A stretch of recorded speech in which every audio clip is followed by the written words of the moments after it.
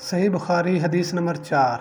آپ صلی اللہ علیہ وسلم نے وحی کے رک جانے کے زمانے کے حالات بیان فرماتے ہوئے کہا کہ ایک روز میں چلا جا رہا تھا کہ اچانک میں نے آسمان کی طرف ایک آواز سنی اور میں نے اپنا سر آسمان کی طرف اٹھایا۔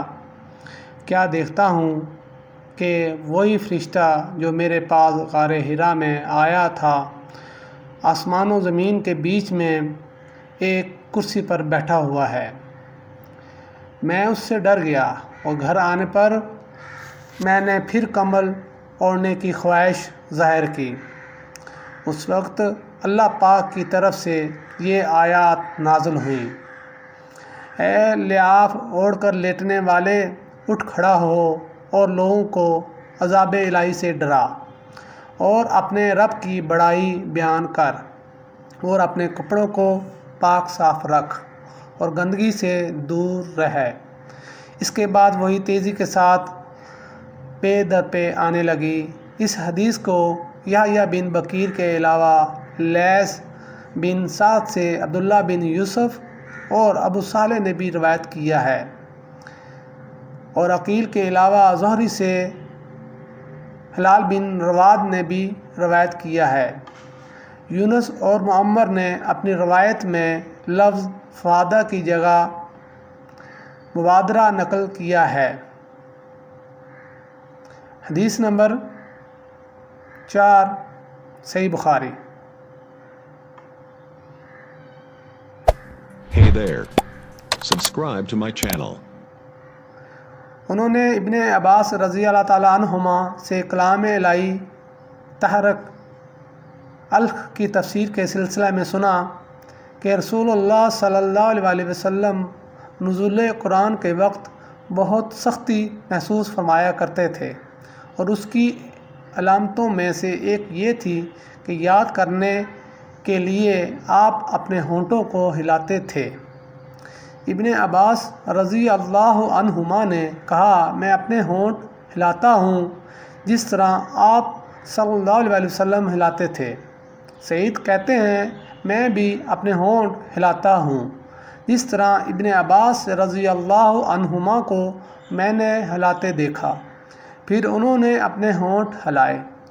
ابن عباس رضی اللہ عنہما نے کہا، پھر یہ آیت اتری کہ اے محمد، قرآن کو جلد جلد یاد کرنے کے لیے اپنی زبان نہ ہلاؤ، اس کا جمع کر دینا اور پڑھا دینا ہمارا ذمہ ہے۔ حضرت ابن عباس رضی اللہ عنہما کہتے ہیں، یعنی قرآن آپ صلی اللہ علیہ وسلم کے دل میں جما دینا اور پڑھا دینا ہمارے ذمہ ہے۔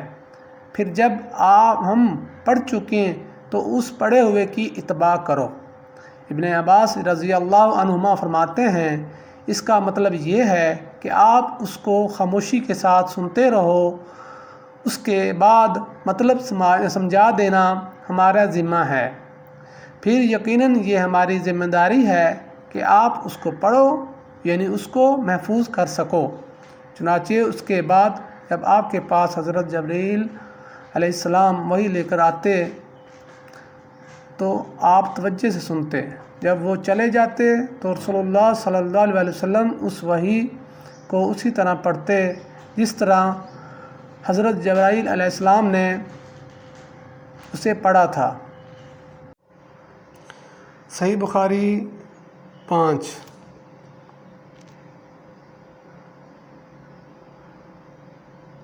رسول اللہ صلی اللہ علیہ وسلم سب لوگوں سے زیادہ جواد سخی تھے، اور رمضان میں دوسرے اوقات کے مقابلہ میں جب جبرائیل آپ صلی اللہ علیہ وسلم سے ملتے بہت ہی زیادہ جود و کرم فرماتے۔ جبرائیل علیہ السلام رمضان کی ہر رات میں آپ صلی اللہ علیہ وسلم سے ملاقات کرتے اور آپ صلی اللہ علیہ وسلم کے ساتھ قرآن کا دورہ کرتے۔ غرض حضرت صلی اللہ علیہ وسلم لوگوں کو بھلائی پہنچانے میں بارش لانے والی ہوا سے بھی زیادہ جود و کرم فرمایا کرتے تھے۔ صحیح بخاری حدیث number 6۔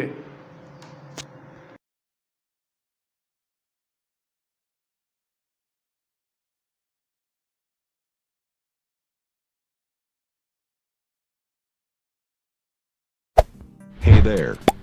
subscribe to my channel. And also press this bell icon.